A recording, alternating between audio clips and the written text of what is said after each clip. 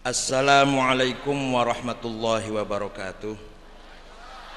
Bismillah, alhamdulillah, wassalatu wassalamu ala sayyidina Muhammad Rasulillah wa ala alihi wa sahabatihi wa man tabi'a hudah min yaumina hadha ila yaumil ba'thi wan nahdah.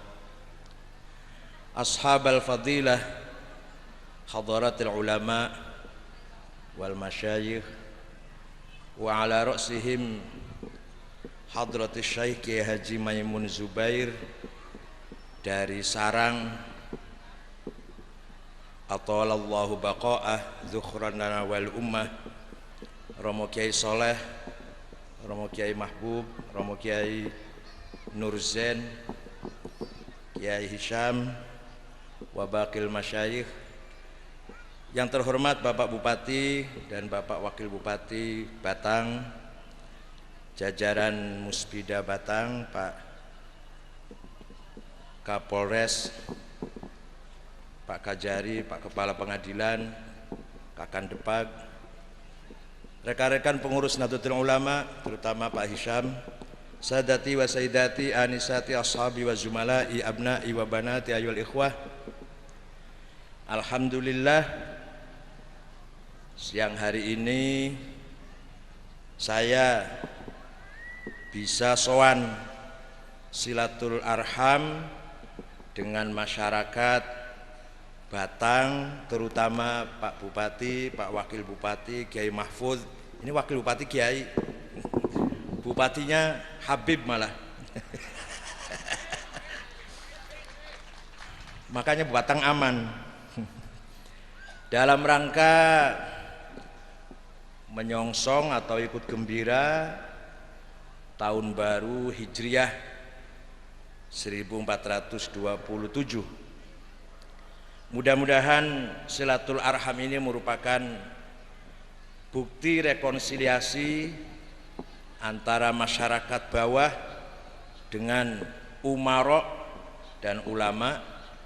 Sudah barang tentu hal ini sangat punya arti yang besar, punya makna yang sangat mulia, lebih mulia daripada pertemuan-pertemuan yang bersifat politik atau bersifat sektarian.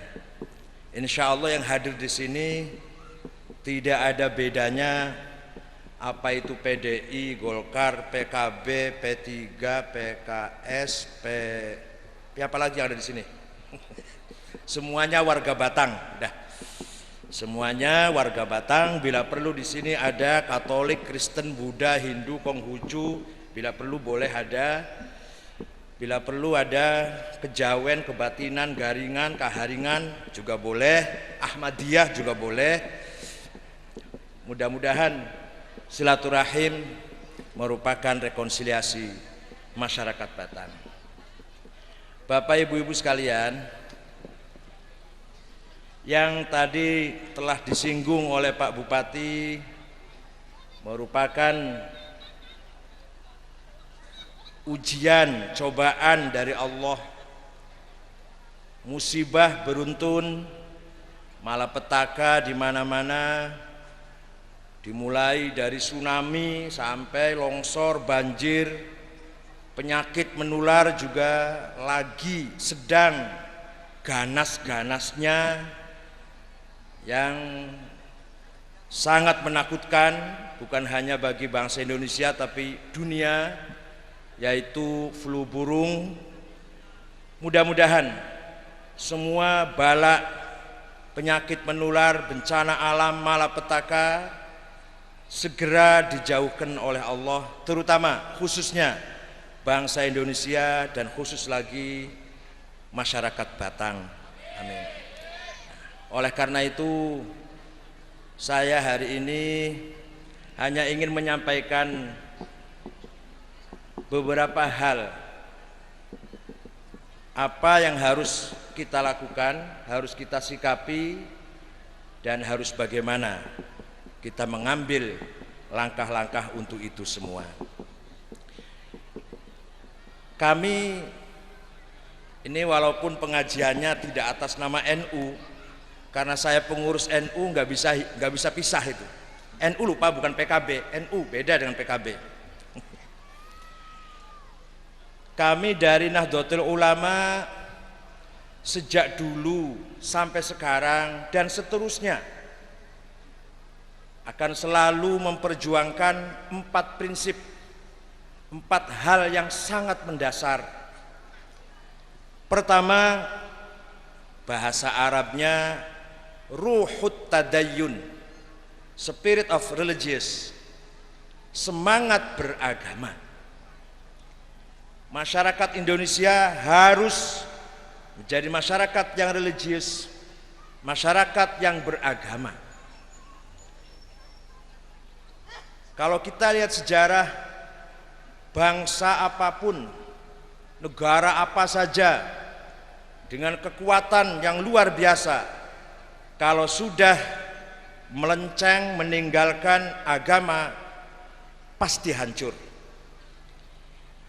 Babilonia dengan rajanya Nabukadnezar, Imperium Romawi dengan para kaisarnya yang gagah-gagah, kerajaan Persia dengan para kisranya, USSR Soviet dengan segala senjatanya, Majapahit, Pajajaran, Sriwijaya, Airlangga, Doho, Blambangan, Singosari dengan segala kekuatannya, ketika meninggalkan agama, ketika melenceng dari ajaran agama, hancurlah bangsa-bangsa besar itu. Oleh karena itu, bangsa Indonesia kalau ingin semakin utuh, semakin kuat, semakin solid, bangsanya harus benar-benar beragama. Arti beragama itu bukan berarti membenci yang lain. Semangat beragama bukan berarti kita orang Islam benci Kristen, benci Katolik. Bukan berarti kita pakai ikat kepala putih ditulis Allahu Akbar demonstrasi, bukan itu. Kalau di Jakarta selalu ada demo Allahu Akbar, kepalanya diikat kain putih tulisannya Allahu Akbar. Setelah saya lihat itu karena dibayar 50.000. Coba kalau bayarannya 100.000 ganti tulisannya Sami Allahu liman hamidah. Orang ngerti agama kok menjual agama. Arti daripada semangat agama ialah kita memahami betul, setelah paham kita amalkan, setelah kita amalkan kita pertahankan. Itu namanya spirit religius. Dalam kitab Fathul Mu'in, ini kitabnya Kiai, bukan kitabnya universitas. Kitabnya Kiai yang pakai sarung itu. Sebab pakai sarung itu demokratis, memberikan gerak bebas luar dalam. Di samping ekonomis murah, praktis, dinggo gampang, dilepas gampang. Satu lagi, ISIS semriwing. Kalau pakai celana agak panas. Kiai-kiai yang pakai sarung itu di pesantren ngajarkan kitab namanya Fathul Mu'in. Apa namanya? Universitas gak doyan ini. Gak doyan. Ya gak apa-apa. Sing doyan-doyan, sing ora-ora apa. Isinya Fathul Mu'in itu, ini kitab sudah 500 tahun. Bunyinya begini. Ada yang bilang kitab kuning sudah tidak relevan, jangan dipakai zaman sekarang. Alah, karena ente nggak bisa baca, bacanya sulit memang. Nggak usah kakek ngomong. Faslun fil jihadi wa huwa fardu kifayatin marratan fi kulli am wa anwa'uhu arba'atun itsbatu wujudillah wa iqamatu syari'atillah wal qitalu fi sabilillah wa daf'u darari ma'sumin musliman kana au ghaira muslimin bil it'ami wal iksa'i wal iskani wa thamanid dawai wa ujratit tamridi. Ini menerangkan jihad. Jihad hukumnya fardu kifayah, fardu kolektif, rame-rame. Minimal sekali dalam setahun harus direalisasikan. Jihad ada 4 macam. Pertama, itsbatu wujudillah. Jihad nomor pertama, nomor setunggal bu jihad, berjuang, berusaha agar bangsa Indonesia, masyarakat Batang beriman kepada Allah. Itu jihad nomor 1 nih. Soal ngobrak-ngabrik karaoke, ngobrak-ngabrik tempat pijet, itu nanti nomor 24 itu. Yang nomor 1, piye carane wong Batang kabeh beriman kepada Tuhan. Itu jihad yang pertama. Seperti tadi sudah saya katakan, bangsa manapun kalau sudah tidak beriman, maka akan melenceng jauh dari kebenaran, akan terjadi kerusakan, dan rakyatnya akan sengsara, akhirnya bubar bangsa itu. Yang membubarkan siapa? Yang melawan, yang membubarkan adalah kelompok yang beriman. Para wali songo dakwah Islam di Jawa dan sekitarnya tidak pakai senjata, tidak pakai golok, pakainya iman. Iso ngalahaken Majapahit, Pajajaran. Kata orang Jawa kaget, kok ujug-ujug Majapahit bubar, malah anak yang bukan putra mahkota ya, anak dari istri selir. Jadi Raja Brawijaya V itu punya istri banyak, entah 120 apa 200 istrinya lah. Kalau Pak Bupati 1 aja Pak. Raja Brawijaya V itu istrinya banyak. Di antara istrinya dari Cina, punya anak nakal anaknya. Nama Cinanya Jinbun. Karena nakal diusir dari keraton, keluar dari keraton lantang-lantung ngalor ngidul nggak karu-karuan, ketemu dengan Sayyid Rahmatullah Sunan Ngampel. Masuk Islam anaknya Raja Brawijaya V itu. Diganti namanya Abdul Fattah. Beliaulah orang pertama yang mendirikan kerajaan Islam di Pulau Jawa, yaitu Demak Bintoro, Raden Fatah. Jadi tahu-tahu orang Majapahit semua Islam semua, keluarga raja pun banyak yang Islam, kecuali permaisurinya dan putra mahkotanya Kusumo Wardani yang tidak mau masuk Islam. Mereka pindah ke Pulau Bali. Ketambahan rajanya sendiri masuk Islam. Brawijaya V masuk Islam, tapi karena malu kalau terang-terangan, sembunyi-sembunyi, akhirnya mengucilkan diri tinggal di Gunung Lawu sampai wafat di pucuk Gunung Lawu. Niki Mbah Yai Maimun saking sarang.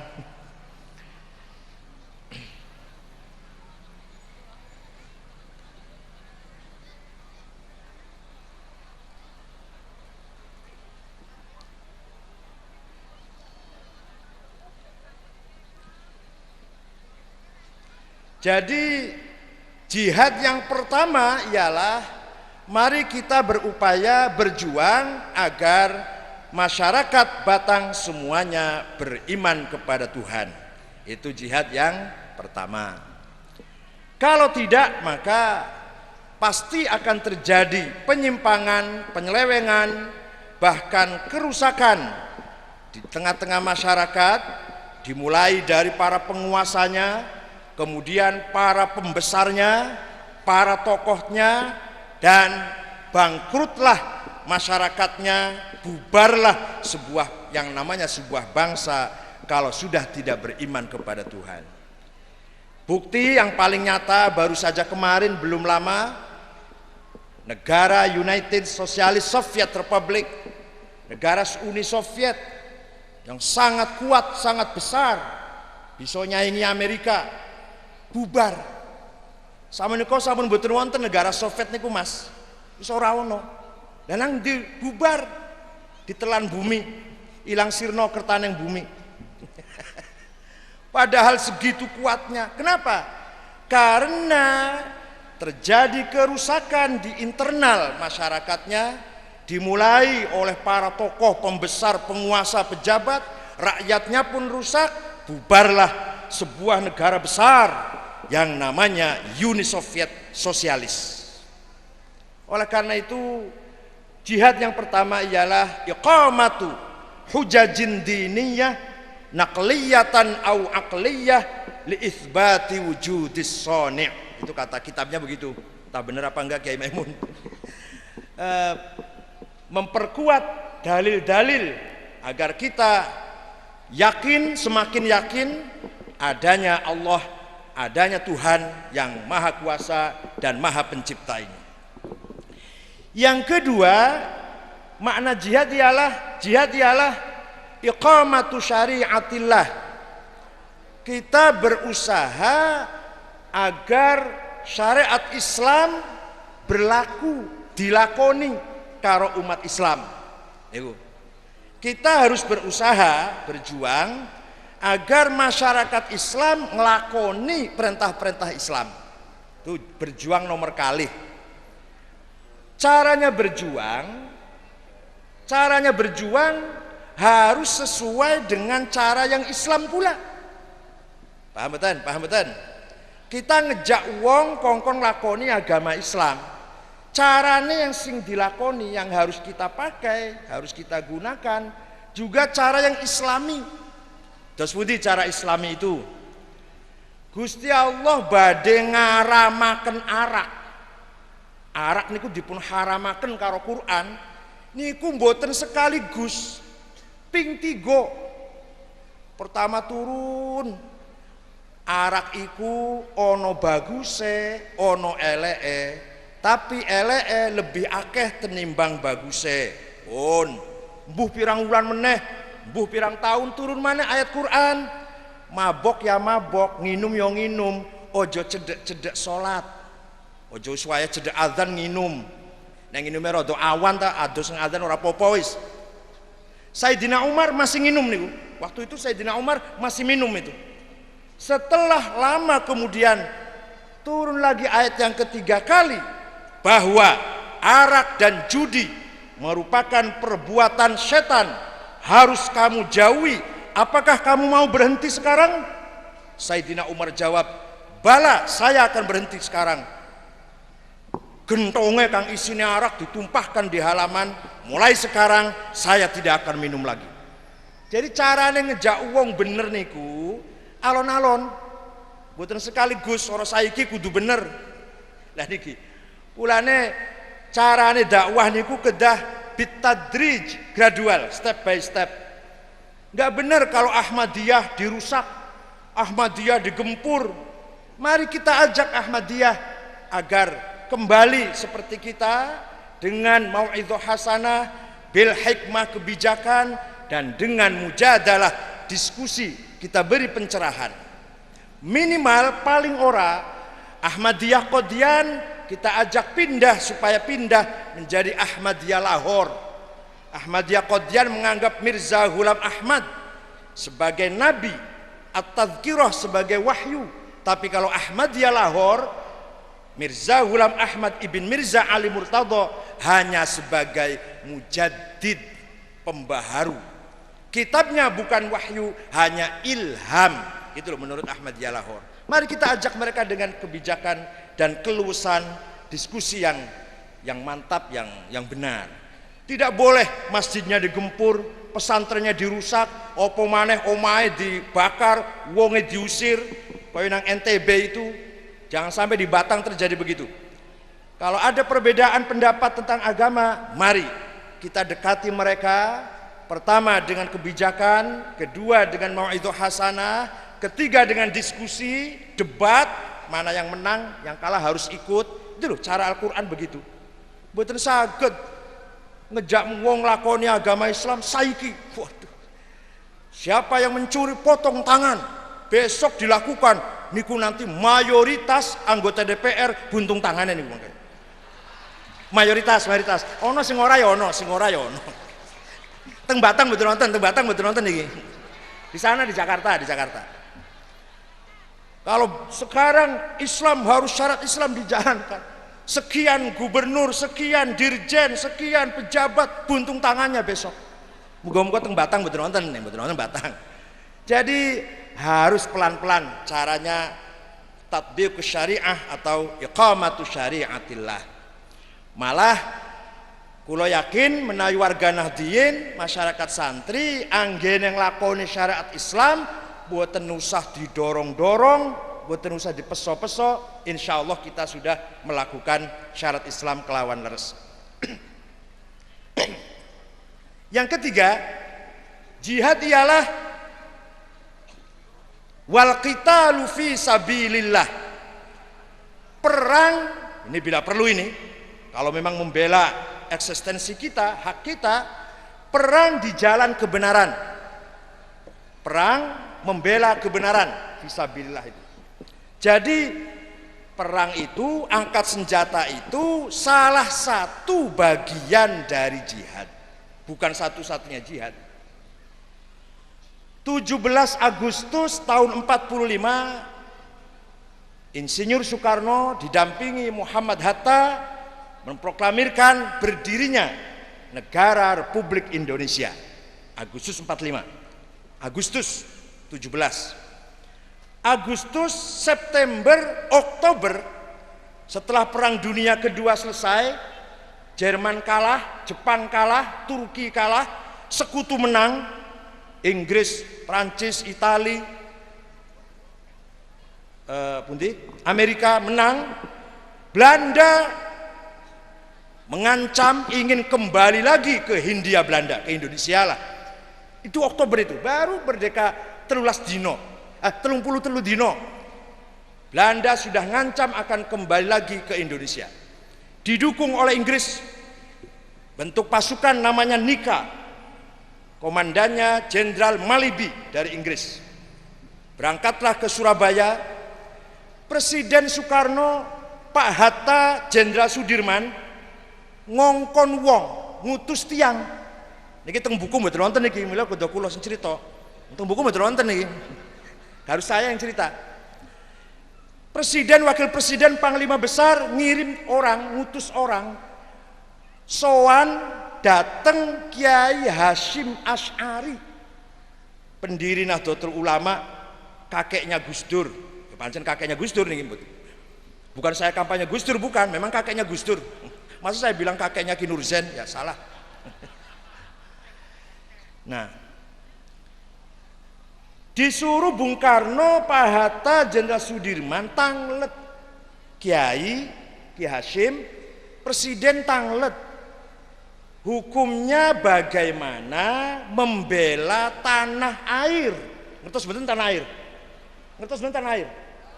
Kata ora patek ngerti. Lemah karo banyu. Orang ngerti tanah air kata iki. Bela lemah karo banyu, ku piye hukume? Tanah air itu loh.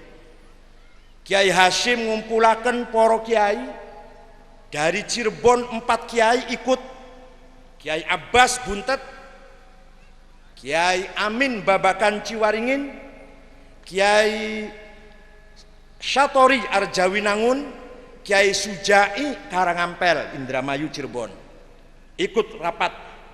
Tanggal 22 Oktober kiai-kiai dipimpin Mbah Hasyim menghasilkan keputusan, memutuskan bahwa membela tanah air adalah jihad fisabilillah.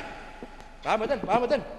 Saya seneng jihad fisabilillah itu bukan hanya membela masjid, bela Rasulullah, bela Quran, itu ya jihad, tapi juga membela keamanan di Batang, membela ketentraman kondusif di Batang, itu juga termasuk jihad fisabilillah. Niki pendapatnya kiai-kiai sarungan nih, bukan kiai celananan. Kiai sarungan pendapatnya itu luar biasa. Tahun semonten tahun 45.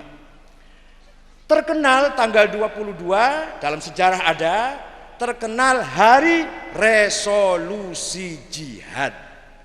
Tanggal 10 November Belanda Inggris datang di Surabaya di pimpinan Jenderal Malibi Mbah Hashim bikin bentuk pasukan, Laskar, Hizbullah, Jundullah, komandan umumnya Kiai Wahab Hasbullah, komandan lapangan Kiai Maskur, Kiai Abbas, tentara komandannya Bung Tomo. Bung Tomo niku wafatnya tahun 80 di Arafah, lagi wukuf lagi ndonga. Pirang-pirang perwira mati di Mekah tapi nang hotel. Ini Bung Tomo di Arafah ini, betul-betul lagi wukuf. Ini karena amalnya luar biasa. Perang terjadi 10 November yang tidak seimbang. Belanda didukung oleh Inggris, pesawat tempurnya 4, pesawat tempurnya sekawan. Terjadi peperangan yang luar biasa, korban dari pihak kita sangat banyak, maka disebut dari pahlawan, tapi kita menang. Luar biasa. Tentara bersama-sama rakyat, umat Islam, dan umat Islamnya teng Surabaya pasti NU nih, pasti NU. Teng Surabaya NU kabeh, copete NU. Lah ono anak kecopet ditangkap digebugin, punya kartu anggota NU. Usahamen NU kok nyopet? Lah NU kan agama, madhab. Lah nyopet kerjaan. Jadi yang 10 November perang di Surabaya melawan Belanda yang didukung Inggris, rakyat bersama-sama tentara dipimpin Bung Tomo, rakyat dipimpin para kiai, Kiai Wahab, Kiai Abbas, Kiai Maskur, menang. Malah ceritanya katanya pesawat tempur 4 jatuh semua. Yang menjatuhkan tuh Kiai Abbas dari Cirebon Buntet. Menjatuhkannya pakai apa? Belum ada roket, belum ada rudal, pakai tasbih. Tasbihnya dipatah satu, dilemparkan, pas mesinnya rusak, jatuh. Tenang nih, jatuh tenang. Datang lagi pesawat mau ngebom, ambil tasbih, dipotong 1 biji, dilempar, pas pilotnya ngantuk atau mabok minum arak, jatuh. Pokoknya pesawat tempur 4 jatuh semua. Bi karomati auliya illah wal ulama, dengan karomahnya para kiai. Ngandel monggo mboten napa-napa, dudu rukun iman kok. Ngandel keramat mboten? Ngandel keramate para wali, para kiai mboten? Kiai mbiyen tapi nek kiai saiki rada kurang rada.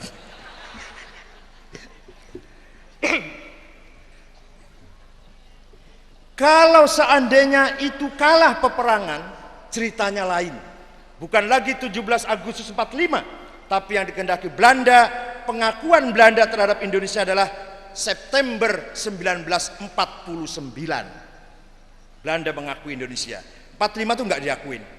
Nah, ini berkat perjuangannya masyarakat, rakyat Surabaya terutama, yang semuanya notabene Nahdlatul Ulama semuanya, tukang becaknya NU, malingnya NU, tukang baksonya NU, tukang ojeknya NU, imam masjid, muadzin NU, semua Surabaya itu.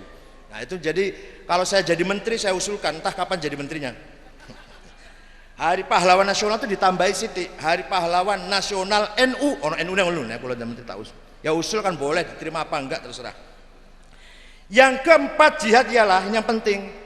Yang keempat jihad ialah wadaf'u dharari ma'sumin, memberi perlindungan terhadap warga masyarakat yang baik-baik, warga masyarakat Batang yang baik-baik, bukan penjudi, bukan pengedar narkoba, bukan pembunuh, bukan perampok, harus dilindungi.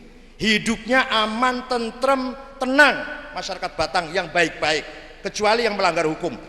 Musliman kana au ghairu muslim. Ini kitabnya Kiai Pak. Ini kitabnya Kiai yang saya baca ini. Harus dilindungi masyarakat Batang yang baik-baik, Muslim, Katolik, Kristen, Buddha, Hindu, Konghucu, harus hidup di Batang dengan aman tentram. Enggak boleh ada orang Kristen hanya berapa rumah saja terus dibakar. Enggak boleh ada orang lewat, oh ini Katolik ini, oh ini Cina, ayo dirampok yuk. Enggak boleh. Ono wong liwat wedok ayu, iki Cina Kristen iki diperkosa yuk. Enggak boleh.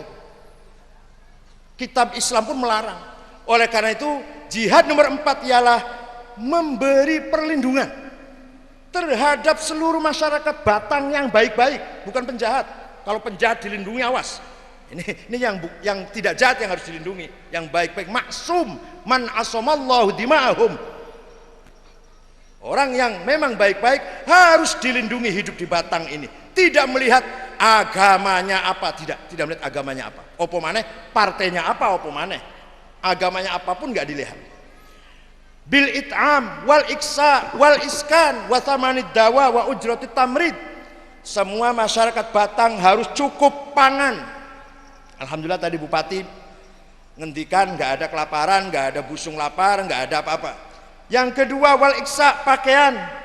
Masyarakat Batang semuanya harus punya pakaian yang layak, yang pantas. Nggak usah mewah, asal rapih. Apalagi mau sholat Jumat harus bagus pakaiannya. Sholat Jumat sorbannya putih enggak, coklat enggak. Rupanya sorbannya itu kuning-kuning tua gitu loh. Kopiahnya hitam enggak, coklat enggak. Sendalnya jepit pisan, itu sholat Jumat, Masya Allah. Sarungnya seminggu belum dicuci. Punya Samarinda satu, tapi dipakainya yang konek tepung Idul Fitri kalau Idul Adha. Luar biasa yang Batang gitu. Jadi harus pakaiannya bagus, cukup pakaian sandang, wal iskan, dan cukup tempat tinggal rumah papan. Wa thamanid dawai, harga obat-obatan, wa ujratit tamridi, biaya kesehatan. Itu artinya apa? Artinya jihad menurut kitab Fathul Mu'in adalah membangun masyarakat yang ideal, beriman, beribadah, berpendidikan, cukup sandang, pangan, papan, tidak ada kelaparan, tentram. Kata orang Jawa gimana? Kata orang Jawa, gemah ripah roh jinawi toto tentrem gitulah. Baldatun thayyibatun wa rabbun ghafur. Kalau diajak bahasa Arab orang PDI sulit biasanya, Pak. Nah, ada ngendikane Sayyidina Ali, samir khairan fatruk ma bagho. Samir bergegaslah, khairan melakukan kebaikan, fatruk tinggalkan ma bagho, hal-hal yang menyimpang. Wong Jawa suruh bahasa Arab sulit. Samir semar, khairan gareng, fatruk petruk, ma bagho bagong. Selesai udah. Padahal itu asalnya samir khairan fatruk ma bagho. Bergegaslah melakukan kebaikan, tinggalkan hal-hal yang menyimpang. Asalnya ngoten asale. Mung Jawa angel dijak bahasa Arab. Pun ngoten mawon pun. Gemah ripalo jinawi, subur sing saroti nandur, murah saroti nuku, ngadepake samudra ngungkuri wikur, kewan-kewan bali nang kandange dhewe-dhewe. Niku batur fur niku. Kul huwallahu ahad Allahus samad, wangel banget wong Jawa kon maca iku. Wis ana ngene, Sang Hyang Widi sing tan kena kinaya apa yen ana malah dudu. Nek wong PDI saged ngeten iki malah. Tapi PDI karo NU sepodo wae. PDI karo NU saya mawon. Bapak Ibu sekalian, lah itulah. Oleh karena itu, menurut kitab kuning, jihad ialah membangun masyarakat yang beriman, berakhlak, beribadah, dan berpendidikan, sehat jasmani rohani, cukup sandang, pangan, dan papannya. Kalau masih belum terlaksana hal-hal ini di Batang, berarti kita semua masih ada kewajiban yang belum kita laksanakan dengan baik. Maka itulah yang arti yang saya maksudkan dengan ruhut tadayyun. Yang kedua, ruhul wataniyah. Mari kita tingkatkan menurut Nahdlatul Ulama, dari dulu, sekarang, dan sampai kapanpun kita harus mencintai tanah air, mencintai negeri kita ini. Membangun tanah air sama dengan membangun umat Islam. Membangun umat Islam sama dengan membangun tanah air bangsa ini. Tidak bisa dibenturkan antara semangat keumatan dan semangat kebangsaan. Semangat keumatan adalah pembangunan dari sisi spiritual, semangat kebangsaan pembangunan dari sisi material. Dua-duanya tidak bisa dibenturkan. Oleh karena itu, saya pernah diskusi ngomong-ngomong santai dengan presiden saya dari Muhammadiyah, dari Syamsuddin, dari Majelis Ulama, Amidan, di Masjid Pacinan, Jalan Lauce, Jakarta Pusat, Presiden dan Menteri Agama. Saya ngomong gitu. Pak Presiden mengatakan kita bangun semangat keumatan dan kebangsaan. Kalau matur, kalau NU sudah sejak dulu itu, Pak. Kalau NU nggak pernah lupa itu, sudah tidak persoalan, sudah tidak menjadi persoalan lagi antara semangat keumatan keislaman dengan semangat nation, kebangsaan ini. Nggak bisa dibenturkan. Itu jihad, itu merupakan perjuangan prinsip yang akan diperjuangkan oleh Nahdlatul Ulama dari dulu, sekarang, dan sampai kapanpun. Dan sudah teruji, orang omong kosong. Ketika negara dihadapkan kepada krisis yang sangat luar biasa, ketika sekelompok Islam, saudara-saudara kita yang beragama Islam, ingin berontak, menjadikan negara ini negara Islam, NU mengatakan itu adalah gerakan bugot separatis yang harus diperangi. Luar biasa NU itu, tapi biasa di luar. Ketika G30S, gerakan PKI, Musa Madiun ingin merusak persatuan negara, NU di depan mengatakan halal darahnya, harus dihantam itu gerakan-gerakan yang merusak kesatuan bangsa ini. Baik itu Bismil Islam, mengatasnamakan Islam, atau dengan atas nama komunis, atau dengan atas nama apapun yang ingin merusak kesatuan republik ini, maka NU akan bersama-sama dengan yang lain, dengan tentara, dengan semuanya akan menghadapi gerakan itu, tidak ragu-ragu lagi. Semuanya mari kita curahkan agar pengabdian kita terhadap bangsa ini lebih kita tingkatkan lagi. Yang ketiga, ruhut ta'addudiyah. Apa? Semangat pluralis. Kita ini harus menghormati keanekaragaman. Alhamdulillah Indonesia ini ono Jawa, ono Sunda, ono Madura, Batak, Dayak, Melayu, Bugis, Ambon, itu semua Indonesia. Kita harus menerima kenyataan itu. Kita harus menghormati. Orang Jawa hormat terhadap Sunda, Sunda menghormati Madura, Madura hormat pada Dayak, Dayak menghormati Madura, Melayu, Bugis, Ambon. Itulah bangsa kita. Namanya semangat pluralis. Walaupun Majelis Ulama mengatakan pluralisme itu haram, ya nggak apa-apa, fatwa itu nggak mengikat. Boleh-boleh saja fatwa, tapi tidak mengikat. Paham betul? Fatwa Majelis Ulama katanya pluralisme itu haram. Wong pluralisme itu bangsa kita sangat plural kok. Bukan Indonesia kalau tanpa Islam. Nek ora ono agama Islam dudu Indonesia. Bukan Indonesia kalau tanpa Katolik. Wong Indonesia ki mesti ono Katoliknya kok. Tiga orang Portugis yang bawa Katolik ke sini adalah Portugis. Setelah Vasco da Gama berhasil menginjakkan kakinya di kota Calicut, India. Tidak Indonesia, bukan Indonesia nek ora ono Kristen. Bukan Indonesia kalau nggak ada Buddha. Bukan Indonesia kalau tidak ada Hindu. Bukan Indonesia kalau tidak ada Konghucu. Wong Cina sing biyen teko rene. Cina dulu utusan Cina dibunuh, diiris kupingnya kalih Raja Singosari Kertanegara. Kemudian akan balas dendam, beberapa pasukan ribuan datang. Kerajaan Singosarinya sudah dikalahkan oleh Doho Kediri. Sawise sing arep diwales ora ono, ketemu karo Raden Wijaya. Kamu sudah datang ke sini mau balas Kertanegara Singosari, saiki wis ora ono, wis kalah karo Doho Kediri. Ya wis ayo sing diserang Doho ayo. Sing diperangi Doho ayo, ya wis ayo. Doho diserang oleh Raden Wijaya, dibantu oleh Cina, Doho kalah, muncullah kerajaan Majapahit. Asal Majapahit. Jadi tanpa Cina tidak ada Majapahit. Tanpa bantuan Cina tidak ada Majapahit. Tanpa Majapahit tidak ada Republik Indonesia. Itu loh.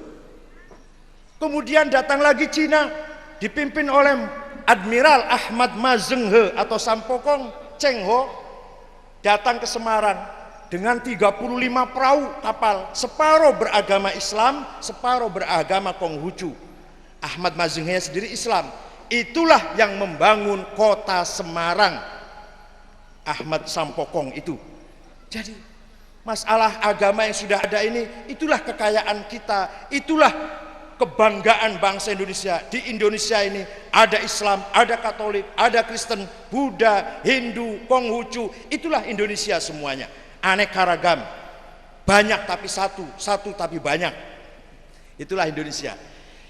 Oleh karena itu ruhut ta'adudiyah harus kita tingkatkan lagi. Yang terakhir, Nahdlatul Ulama dari dulu, sekarang dan seterusnya akan selalu mempertahankan semangat, memperjuangkan semangat ruhul insaniyah, spirit of humanism, semangat kemanusiaan.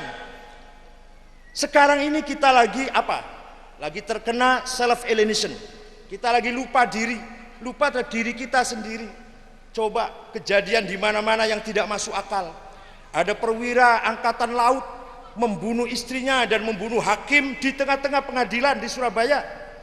Luar biasa itu. Seorang kerusakan itu luar biasa. Perwira angkatan laut kolonel mate ini bojone karo mate ini hakim di tengah-tengah siang bolong nangar peong akeh ning gedung pengadilan. Wis luar biasa tuh iku. Sapole rusaknya bangsa ini. Ada anak berkosa anaknya sendiri, ada bapak berkosa anaknya, ada ibu mateni anaknya, luar biasa itu. Ini namanya bangsa lagi kena self alienation, nisyanun nafs, melupakan dirinya akibat nisyanullah, melupakan Tuhan. Kita ini lagi fi qulubina marad, dalam hati kita ada penyakit kita ini lagi. Mudah-mudahan batang ora, mudah-mudahan. Tapi secara umum begitulah keadaannya. Kita ini lagi erosi kapital sosial, kebangkrutan tatanan masyarakat. Bukan hanya bangkrut ekonomi moneter, itu ya. Yang lebih paling mengerikan, yang paling mengkhawatirkan adalah kebangkrutan sistem sosial. Itu yang lagi mengerikan, erosi kapital sosial. Disinilah peranannya para kiai pesantren, peranannya para ustadz, Nahdlatul Ulama, ini peranannya dibutuhkan agar membangun kembali tatanan masyarakat yang baik, tatanan masyarakat yang punya sistem, tatanan masyarakat yang punya aturan. Tidak mudah orang melanggar aturan. Pilkada bentrok, bagi-bagi duit 300 bentrok, main bola bentrok, apa maneh? Apalagi yang bentrok? Gelut kabeh, ono main bola gelut, ono pilihan bupati gelut, ono bagi-bagi BLT 300.000 gelut. Dirinya lupa dengan sistem yang ada, lupa dengan aturan, hukum, undang-undang, lupa dengan adab sopan santun, lupa semua itu. Namanya self alienation, nisyanun nafs. Dan siapa yang bisa memperbaiki ini? Insya Allah NU bisa memperbaiki. Tenanan nih, bukan bual. NU bisa memperbaiki. Oleh karena itu, dari dulu sampai sekarang dan seterusnya, di masa-masa krisis, Nahdlatul Ulama sangat penting artinya bagi bangsa. Tapi nek wis aman tentrem biasanya ditinggal, nah itu biasanya. Tapi ojo mana-mana iki, sing wis ngarep teko ojo gelem ditinggal. Karena NU itu luar biasa, tapi biasa di luar. Nek ono mobil mogok dijak dorong, nek wis melayu ditinggal. Mending nek ditinggal didoni pisan. Kon mateni PKI NU nang ngarep NU iku. Ya nak tentara ngawal tok nang pinggir nang iringan. Tapi mbok wis menang NU malah ditinggal. Zaman Orde Baru itu. Sekarang sudah reformasi, sekarang sudah marhalatul intiqal, marhalatul islah, era reformasi. Era kita ingin membangun bangsa dengan semua komponen yang ada, tidak ada diskriminasi. Kalau dulu ada anak emas Golkar, yang lainnya anak tiri, sekarang sampai seterusnya semuanya bangsa, anak bangsa semua. Tidak ada anak emas, tidak ada anak tiri, enggak PDI, enggak PKB, enggak P3, sama semuanya. Semuanya anak bangsa Indonesia. Kalau kita mau maju ke depan, tidak boleh ada anak emas, tidak boleh ada yang diistimewakan. Hukum sama, fasilitas sama, hak dan kewajiban yang sama. Itu namanya bahasa Arabnya marhalatul islah, marhalatul intiqal namanya bahasa Arabnya. Oleh karena itu kita dukung pemerintah selama pemerintah menegakkan hukum. KKN diberantas, Pak Kapolri Pak Sutanto aslinya orang Comal mana? Sana.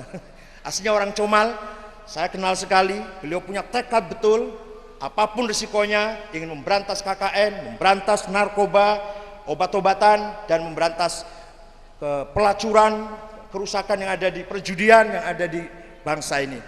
Insya Allah tanggal 27 Senin nanti akan ada seminar internasional antara PBNU dengan Colombo Plan yang biayai PBB, internasional memberantas narkoba di Hotel Saripan Pasifik.